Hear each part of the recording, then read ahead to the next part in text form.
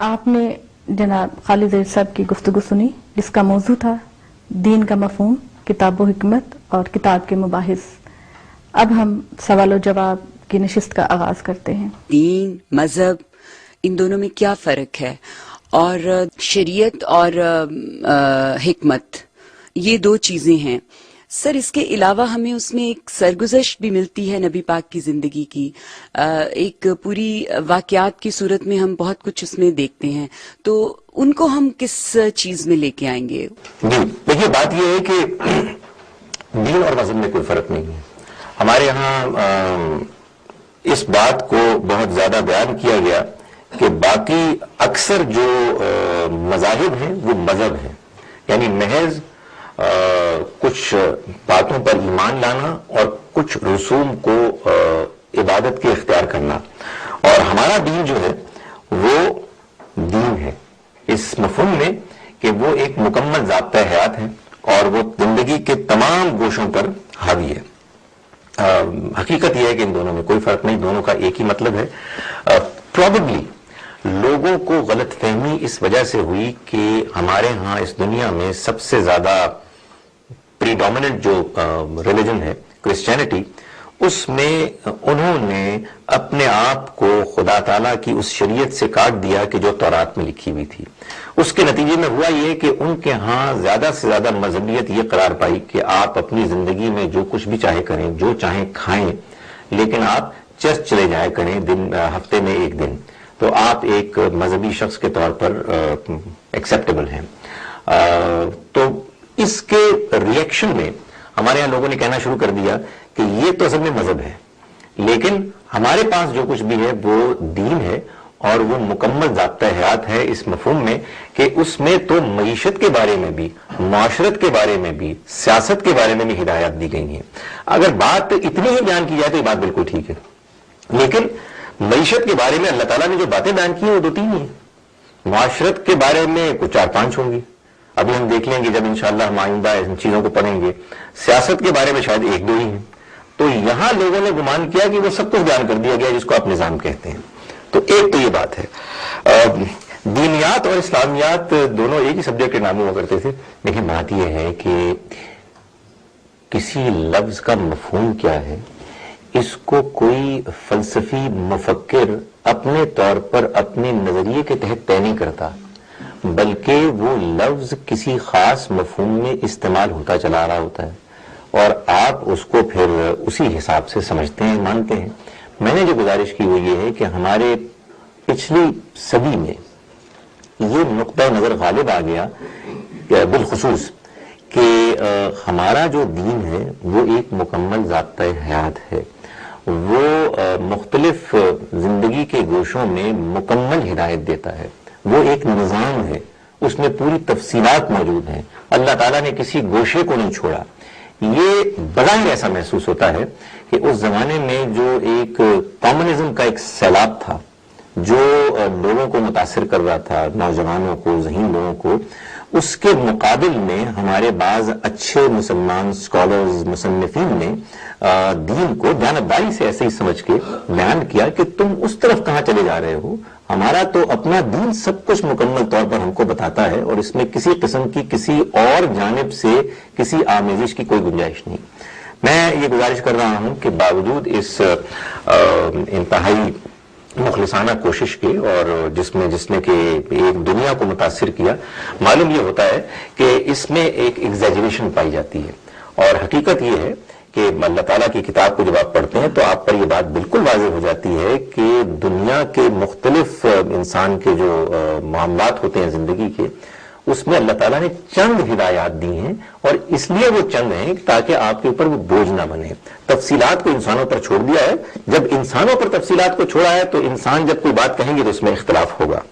دیکھیے، وہ میں نے اس میں عبارت پڑھی تھی جس میں یہ بات بیان ہوئی تھی کہ اس میں کتاب ہے، اس میں حکمت ہے، اور اس کے ساتھ ہی ساتھ یہ پیغمبر صلی اللہ علیہ وسلم کی ایک صحیفہ ہے، جامع شہپارہ ادب ہے کہ جو صحیفہ انذار و بشارت ہے۔ تو جب نبی صلی اللہ علیہ وسلم نے انذار کیا، خبردار کیا، تو وہ ان تاریخی واقعات کے حوالے سے بھی کیا کہ جن کو بیان کرنے کا مقصد یہ تھا کہ مکے والوں کو اور آپ کے مخاطبین کو یہ بات معلوم ہو کہ آپ سے پہلے جو اقوام آئی ہیں ان کے رسولوں کے ساتھ ان کا جو رویہ تھا اس کے نتیجے میں اللہ تعالیٰ نے ان کو عذاب سے پکڑا، تو وہ انذار کی ہی ایک تفصیل ہے۔ دین اسلام جو ہے اس کے یہ حضور صلی اللہ علیہ وسلم کی ذات اقدس سے ہی شروع ہوتا ہے اور یہ آخری دین ہے، اور اس کا جو حوالہ ہے جیسے آپ نے ضابطہ حیات کی بات کی جس میں یہ ایک آیت ہے الیوم اکملت لکم دینکم، جی اسی کا حوالہ، تو اس بارے میں تھوڑی سی وضاحت کر دیں کہ وہ حوالہ کیا ہے، وہ دین اسلام کیا ہے۔ پرانے جیسے ابھی ایک آیت تھی نا جی کہ وہی دین مگر کہ اس کی ذرا تھوڑی سی دیکھیں وہ آپ نے اچھا سوال کیا، اس کی وجہ یہ ہے کہ یہ آیت ہے کہ جو عام طور پر لوگ پیش کرتے ہیں اس بات کو ثابت کرنے کے لیے کہ ہمارا دین دین مکمل ہے، اس لیے کہ الیوم اکملت لکم دینکم ہو گیا، آج کے دن میں نے تمہارے لیے تمہارا دین مکمل کر لیا۔ اس سے پہلے بات کچھ نامکمل سا تھا لیکن اب ہم نے مکمل کر دیا۔ انسانی تہذیب، تمدن، عقل ارتقاء کے مراحل سے گزر رہی تھی اور اب وہ اس سطح اس لیول کو پہنچ گئی کہ وہ دین مکمل ضابطہ حیات اپنی آخری شکل میں پیش کر دیا جائے، یہ ہے جو عام طور پر تقریر کی جاتی ہے۔ سچی بات یہ ہے کہ اس آیت کا اس کے سوا کوئی مطلب نہیں ہے کہ نبی صلی اللہ علیہ وسلم کو مثال کے طور پر 50 باتیں بتانی تھیں جو پہلے سے طے تھیں، جب وہ 50ویں بات بھی بتا دی گئی تو فرمایا کہ الیوم اکملت لکم دینکم، آج میں نے تمہارا دین تمہارے لیے مکمل کر لیا۔ ابھی تک تمہارے پاس 49 باتیں آئی تھیں، یہ 50ویں بھی آ گئی، اب وہی تمہارے اوپر مکمل ہو گئی ہے، اب اس کے علاوہ اس دین میں کوئی اور اضافہ نہیں ہوگا۔ یہ بات کہ یہ مکمل دین ہے، یہ ایک اس مفہوم میں جس مفہوم میں عام طور پر بیان کیا جاتا ہے ایک بے معنی بات ہے، یعنی بات یہ ہے کہ رائے میں نے قائم کی ہے۔ اچھا اگر فرض کیجئے کہ جو بات مجھے سوجی ہے وہی سب مسلمانوں کو سوجی تو تب بھی ایک بات ہوتی، میری ایک رائے ہے، 50 لوگوں کی 50 مختلف آراء ہیں، اور آپ یہ کہہ رہے ہیں کہ جو آراء بھی قائم ہو رہی ہیں وہ بھی دین کا حصہ ہیں اور یہ دین مکمل ہے۔ مثال کے طور پر جب دیکھیں نا میڈیکل سائنس کے نتیجے میں جو اب امکانات پیدا ہو رہے ہیں ٹرانسپلانٹس کے، اس کے بارے میں اگر آپ مسلمان علماء سے پوچھیں تو کوئی کہے گا کہ اس کی اجازت ہے، کوئی کہے گا کہ اجازت نہیں ہے، تو اس میں دین کون سا ہے اور اس میں مکمل کہاں سے آیا؟ اس سوال کا جواب کیوں نہیں دیا گیا، اور اگر دیا گیا تو لوگوں کا اتفاق کیوں نہیں ہے؟ تو اصل میں بات یہ ہے کہ ایک جذباتی فضا ہوتی ہے ان لوگوں کے سامنے پیش کرنے کے لیے کہ جو لوگ سوال نہیں کرتے۔ اچھا اس میں ایک اور چیز بھی ڈائمنشن ایڈ کرتی ہے کہ ایک ہوتی ہے نا ہماری ایک اجتماعی فخر، ایک ہمیں اس بات پر ایک احساس برتری ہے کہ ہمارے پاس جو کچھ ہے وہ دوسروں سے سپیریئر ہے۔ وہ دوسرے کون ہیں؟ وہ بھی ہمارے پیغمبر ہیں، یعنی دوسری شریعتیں بھی ہمارے خدا کی شریعتیں ہیں، یعنی وہ کسی درجے میں کوئی کم نہیں ہے، صرف یہ ہے کہ حالات کی تبدیلی سے اللہ تعالیٰ نے ان کی تفصیلات میں کہیں فرق کر دیا، ورنہ وہ سب اپنے اپنے زمانوں میں بالکل مکمل شریعتیں تھیں، جتنا انسان کو اللہ تعالیٰ کی طرف دین دینا مقصود تھا اتنا دین اس نے دے دیا۔ اسی کے ساتھ ایک اور سوال ہے جی، جیسے اور جب میں نے تمہیں جیسے تورات ہے جی کہ تورات کو آپ نے فرمایا کہ وہ کتاب تھی، شریعت تھی، اور انجیل جو ہے یہ حکمت ہے۔ اس وقت کیا حضرت موسیٰ علیہ السلام سے پہلے جب مسیح علیہ السلام پہ تو یہ دونوں چیزیں ہو گئیں، اس وقت لوگوں کو حکمت کا بھی پتہ چل گیا اور کتاب کا بھی پتہ چل گیا، شریعت بھی آ گئی۔ موسیٰ علیہ السلام کے وقت صرف شریعت تھی، تو حکمہ اس وقت جو دین تھا جس کو اس کا کیا تصور ہوگا؟ نہیں، وہ اس کی وجہ یہ معلوم ہوتی ہے کہ وہ جو حکمہ کا پہلو تھا دین کا وہ پہلے سے ان کے ہاں پچھلے پیغمبروں کی روایات میں چلا آ رہا تھا۔ جس چیز کی اس زمانے میں ان کو ضرورت تھی وہ اسی شریعت کی ضرورت تھی، لیکن ظاہر ہے کہ یہ اولاد ابراہیم ہیں، ان کے بیٹے اسحاق اور یعقوب اور یوسف علیہ السلام یہ اللہ کے سارے پیغمبر تھے، تو وہ ان کے ذریعے سے ان کو سب کچھ مل چکا تھا۔ مکمل ضابطہ حیات نہیں ہے، قرآن نے کچھ چیزوں کی زندگی کچھ پہلوؤں کو چھیڑا ہے، کچھ کو انسان کی عقل اور فہم کے اوپر چھوڑ دیا کہ وہ اپنی کامن سینس سے دیکھے کہ کیا چیز صحیح ہے کیا چیز غلط ہے، اور پھر مجھے ایسا لگا کہ پھر آدمی ایک لائن کھینچ دے کہ یہ اس کی ریلیجیس لائف ہے، یہ اس کی سوشل لائف ہے، یہ دو ڈیفرنٹ وہ دو چیزوں میں چلے، دونوں کو الگ الگ کر دے۔ جبکہ میری انڈرسٹینڈنگ یہ ہے کہ قرآن نے فاؤنڈیشنز دی ہیں ہر چیز کے بارے میں، لائف کی ہر چیز کے بارے میں فاؤنڈیشنز دی ہیں، उन फाउंडेशंस को लेके जो हमारे पास सुन्नत आई है जनरेशन टू जनरेशन, फिर हमारे पास अहदीस आई हैं जो इमाम बुखारी मुस्लिम ने हमें दी हैं, उनको पढ़ के, उनको देख के हम अपनी लाइफ के हर पहलू के ऊपर डिसीजन मेकिंग कर सकते हैं। इस बारे में आप क्या कहेंगे? ये आपने अच्छी दिलचस्प बात की। इसका मतलब ये है कि आप ये कह रहे हैं कि मैंने जो बात की है वो तो जाहिर है कि आपको काबिल कबूल नहीं है। सही तर बात यह है कि अल्लाह ताला ने एक कुरान मजीद दिया जिसमें कि कुछ अहकामात हैं और जिसपे हम एग्री करते हैं कि वो कुछ ही हैं। उसके बाद जो उसका तफसीली रंग है वो सुन्नत से हमको मिला। चुनांचे हमारे कुछ भाई आजकल ये बात बयान करते हैं कि आपने अगर अपनी पूरी जिंदगी खुदा ताला के मतलूब पसंदीदा तरीके से गुजारनी है तो आप नबी सल्लल्लाहु अलैहि वसल्लम की सुन्नत को इख्तियार करें। और सुन्नत को वो ऐसे बयान करते हैं कि आपने 24 घंटे जैसे जिंदगी गुजारी वैसी जिंदगी आप गुजारें तो आप गोया कि 24 घंटे खुदा की इबादत में मशगूल रहेंगे। यही है ना? नहीं, मैंने ऐसा नहीं कहा। कॉमन सेंस से डिसाइड करें। कॉमन सेंस एक ऐसी हिस्स होती है जो एनवायरमेंटल या आदमी जिस माहौल में पलता बढ़ता है उससे कनेक्टेड होती है ये चीजें, उससे उसके अंदर वो वाली कॉमन सेंस आती है।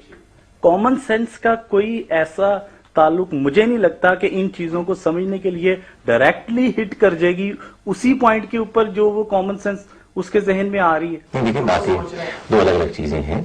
एक दायरा है इंसान के अखलाकियात का, एक दायरा है उन अखलाकियात में उन सवालात का कि जो अखलाकियात से भी हल नहीं होते। उनमें से बाज को अल्लाह ताला ने अपनी शरीयत के तौर पर किताब और कानून के तौर पर दे दिया। अखलाकी दायरा तो मैंने बता दिया कि तमाम इंसानों में यकसा है अगर उनकी अखलाकियात उनकी नेचर अपनी सही जगह पर उस्तवार है। बाकी रही ये बात कि ये जो बिल्डिंग हमने अलमारियत के लिए बनाई है इसका डिजाइन क्या हो, जाहिर है हम अपने कॉमन सेंस पे अपनी जरूरत के मुताबिक तय करेंगे। इसका कोई दिन से ताल्लुक ही नहीं है। इसका ताल्लुक तो हमारी अपनी जरूरत से है। हमने देखना है कि इसमें कितने लोग आएंगे, उसमें किस तरह से हम उनको बिठाएंगे, ये डिजाइन होगा या कोई और डिजाइन होगा। इसको अल्लाह ताला ने जो अक्ल दी है उस अक्ल को इस्तेमाल करने के लिए दी है ताकि हम सीखें, हम प्रोग्रेस करें, हम एक दूसरे से गुफ्तगू करें, तजर्बे से हम आगे बढ़ें। तो दीन का एक दायरा है, वो दायरा अखलाकियात का है, इबादात का है, ईमानियात का है। उसमें अल्लाह ताला ने ईमानियात और इबादात में तो मुकम्मल बात बता दी जितनी के बतानी जरूरी थी, जितने हमें जरूरत थी। अखलाकियात के मामले में उसने हमको अखलाक पर अमल करने का हुक्म दिया इसलिए कि वो हमारे पास पहले से मौजूद था। अखलाकियात में बाज मामलात ऐसे हैं कि जो अल्लाह की तरफ से एक अमली हतमी हिदायत कानून का तकाजा करते थे वो शरीयत में आ गई। तो मैं जो गुजारिश कर रहा हूं, आपने सही समझा कि वो शरीयत भी अपनी नेचर में एक limited list of dos and don'ts है। ये आप बिल्कुल सही कह रहे हैं। इसके अलावा अगर कोई मॉरल क्वेश्चन है तो हम अपनी मोरालिटी से तय करेंगे, उसमें हम डिबेट करेंगे और अल्हम्दुलिल्लाह अगर इंसान उस पर डिबेट करेगा तो ये बात बिल्कुल मालूम हो जाएगी कि मॉरली ये चीज एक्सेप्टेबल है या नहीं है। अच्छा, आप कहते हैं कि मॉरली एक्सेप्टेबल है लेकिन उसमें कुछ तफसीलात हैं जिसमें पेचीदगी है।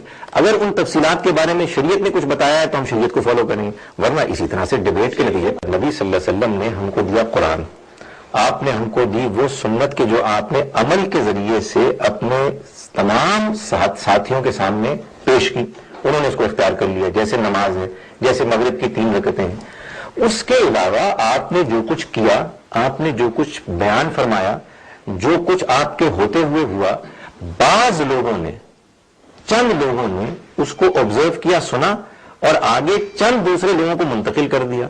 उन्होंने आगे चंद दूसरे लोगों को मुंतकिल किया और इसके बाद कोई 200 साल के बाद उसको बड़ी तहकीक के बाद बाज लोगों ने किताबी शक्ल में पेश कर दिया।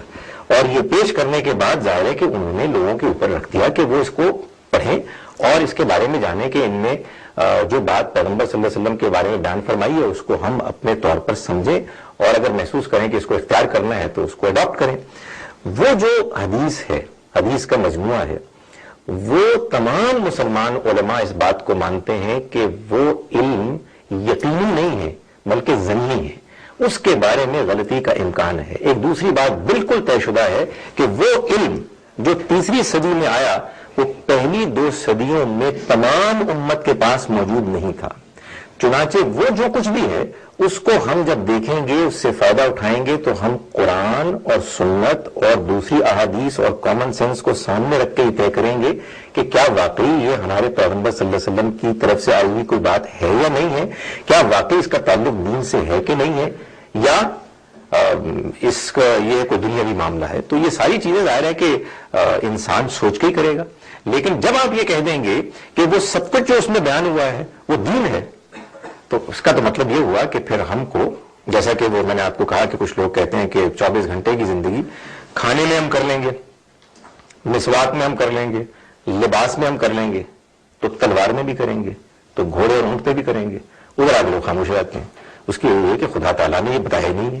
ظاہر ہے کہ نبی صلی اللہ علیہ وسلم کی اپنی ایک زندگی ہے. آپ نے ایک انسان کی حیثیت سے اپنے زمانے میں جو آپ کے حالات تھے، خدا تعالیٰ کی جو نعمتیں تھیں ان کو اختیار کیا، اور یہ بالکل نیچرل بات تھی. جو آپ کے علاقے کے کھانے تھے انہی میں سے بعض وہ ہیں کہ جو آپ کے لیے پسندیدہ تھے. لیکن اللہ تعالیٰ نے اس کے علاوہ لوگوں کے لیے مختلف علاقوں میں، مختلف زمانوں میں اور بہت سے امکانات رکھے ہیں. وہ سب کی سب قرآن مجید نے بتایا کہ اللہ کی نعمتیں ہیں، اگر وہ حرام نہیں ہیں تو وہ چیز دین نہیں ہے. وہ تو در حقیقت نبی صلی اللہ علیہ وسلم کی زندگی کے بارے میں جو احادیث میں بیان ہوا ہے ایک ریکارڈ ہے، جس سے کہ مسلمانوں کو یقیناً فائدہ اٹھانا چاہیے اور اس سے بے اعتنائی نہیں برتنی چاہیے. لیکن جو اصل دین ہے وہ قرآن اور سنت میں اللہ تعالیٰ نے آخری حد تک محفوظ کر کے اس امت کو پہلے دن سے اب تک عنایت فرما دیا ہے. اسی کو ہم نے اختیار کرنا ہے، اسی میں شریعت. ڈاکٹر خالد ظہیر صاحب نے اپنی جامع گفتگو میں سورہ جاسیہ کی ایک آیت کا حوالہ دیا، جس کا ترجمہ میں آپ کے سامنے پیش کرنا چاہتی ہوں. تو ترجمہ کچھ یوں ہے کہ پھر ہم نے تم کو دین کے معاملے میں ایک واضح شریعت پر قائم کیا، اسی لیے تم اسی کی پیروی کرو اور ان لوگوں کی خواہشوں کی پیروی نہ کرو جو علم نہیں رکھتے. ڈاکٹر خالد ظہیر صاحب کی جامع گفتگو سے امید ہے کہ آپ نے بہت استفادہ کیا ہوگا، اور ہم اس بات کی امید رکھتے ہیں کہ آپ خود بھی دین پر عمل کریں گے اور خدا کے دین کو دوسروں تک پہنچانے کا فریضہ بھی انجام دیں گے. اجازت دیجیے. اللہ حافظ.